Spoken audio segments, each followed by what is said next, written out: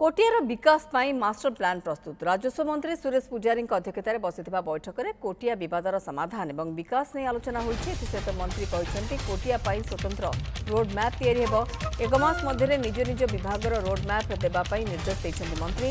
जिलापाल सहित आलोचना कर निज निज विभागर योजना और रोड मैप देवे। आर्थिक सामाजिक सांस्कृतिक विकास पाई योजना हाथ को नियाजिबो। रास्ताघाट सहित भित्तिभूमिर विकास चाषी मार्केटर सुविधा युवकों काम आखि आगे रखी विभाग गुड़िक रोडमैप तैयारी करेंगे। ग्राउंड रे समस्त समस्या को ठाब करेंगे। द्वार देश में सबू सुविधा केमिति पहुंचबो ताकू गुरुत्व दिया। सुप्रीम कोर्ट रे मध्य हारिथिबा मामला को पुनः जीवित कराजिबो बोली उद्यम करा जायछि। वकील मानक सहित परामर्श करा जाउछि।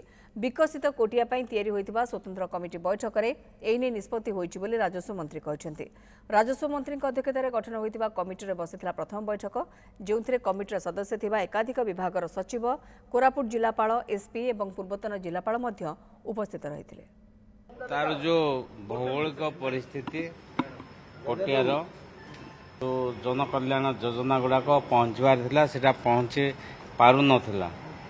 जेतरे प्रधानमंत्री सड़क योजना स्टार्ट हैला एवं एवं किछि जगार प्रधानमंत्री सड़क योजना पहुँची आ किछि लोक विभिन्न जो सरकारी योजना रे शामिल हो पारिछन्ति किछि लोक नाही सेमानक किभଳି भाबरे समस्त प्रकार योजना रे शामिल करा जिवो ता उद्देश्य रे आजिर बैठक थिला। ये विषय समस्त अधिकारी मानक आज परामर्श दिखाई से माने निज निज विभागर रोडमैप जिलापाल सहित परामर्श करेंगे।